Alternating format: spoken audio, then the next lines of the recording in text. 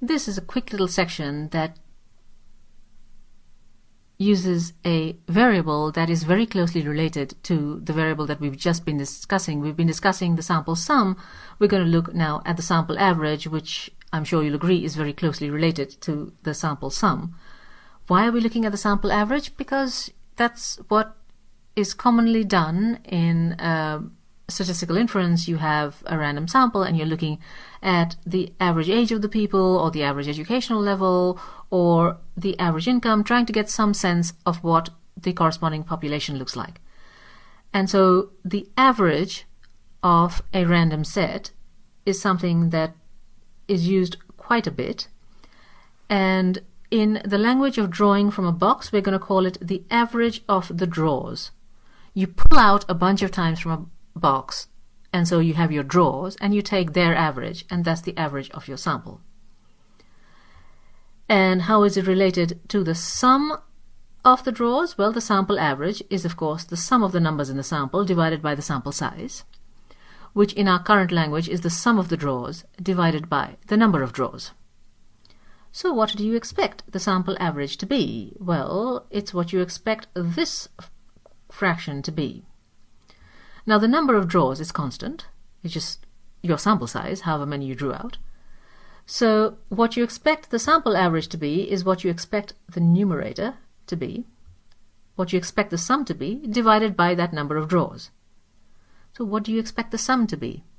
That's what we developed in our last segment, a formula for the expected value of the sum. And it says the expected value of the sum is take the average of the box and multiply it by the number of times you're drawing. And now take a look at this. Number of draws the numerator, number of the draws in the denominator, that cancels, and you're left simply with the average of the box. And what's the observation there? First, the average that you expect in your random sample is the average that you started out with in your box. In the language of statistics, the average that you expect in your sample is the average in the population.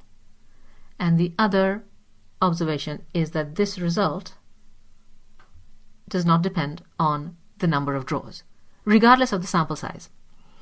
The expected value of the sample average is just the average of what you are drawing from. And so that's a constant there.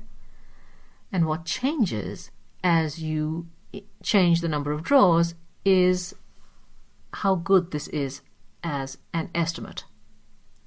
And we'll come to that in a bit. For now, this is a useful observation to make, and also useful to look at the specific case of zeros and ones. So here I'm saying technically you are drawing n times from a box with a proportion p of ones and 1 minus p of zeros.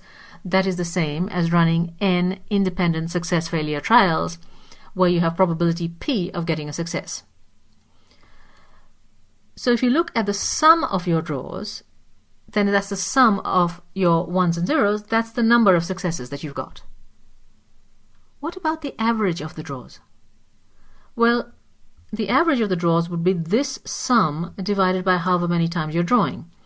The number of successes divided by the number of trials, and that is, of course, the proportion of successes. So in the special case of zeros and ones, the average of the draws has a very clear physical meaning. It is the proportion of successes. And what do you expect that proportion of successes to be? Well, it's what you expect the number to be divided by the number of trials, and that is NP in the numerator divided by n, and that's P. So the expected proportion of successes in your trials is simply the probability that a trial is a success, which is something that is not at all surprising from the law of large numbers. This is saying the expected proportion of heads in a set of coin tosses is a half, or the expected proportion of sixes in a set of rolls of a die is 1/6. That does not mean that you're going to hit it exactly. In fact, you know that that's rather unlikely, but you're going to be around that. And we're going to spend time shortly talking about around. But for now, let us take a simple example and note that working with averages and proportions is very easy. You can read off answers without doing calculations. So I'm going to work with a gambling game. I am missing an L there to my annoyance. And I have chance 18 out of 38 of winning. Some of you will remember this is the bet on red in roulette. And if you do not know what roulette is, and many of you don't, it doesn't matter. You have 18 in 38 chance of winning a certain bet. And the rule is this: if you win your bet, you gain $1, right? So what happens is in roulette is you say, okay, I'm going to bet $1 on this thing. They take your dollar away. And then if red wins, then you get your dollar back, and now you're at 0, and then they give you another one. So this is your net winning. And if you lose, they keep your dollar. Now supposing you play this game 100 times. And there are a lot of you thinking, I'm not going to bet on red at roulette 100 times. Or would I do a silly thing like that? Well, I'm glad to hear you wouldn't. But it is not at all difficult to imagine 100 separate foolish people all trying to get themselves parted from their money, betting on red at roulette.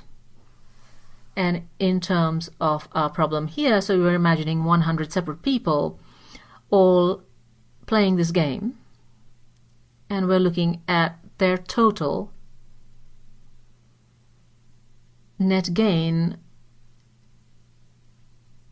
and trying to say something intelligent about it. Why don't we just look at the proportion of times that they win? You're going to play 100 times. What is the expected proportion of successes? Well, the expected proportion of successes we just worked out is the probability of success. And so there's your answer, no calculation. You expect to win about 18 in 38 of the time.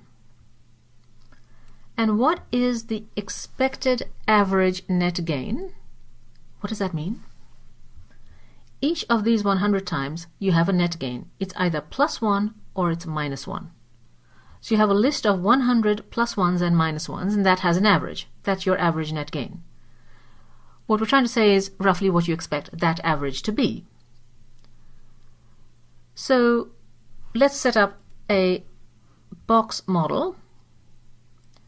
On a single bet, you're either going to get a gain of +1 or a gain of -1.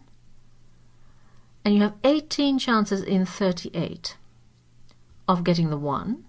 And you have the remaining 20 chances in 38 of getting the -1. And take a look at this. The payoff odds are even. That is, if you win, you make $1. If you lose $1. But the chance odds are not. This is not a half. And that's where the casinos make their money. What did our formula say was the expected sample average? Well, it's just the average of the box. It's just the average of this list of numbers. So let's find the average of this list of numbers. It's the $1,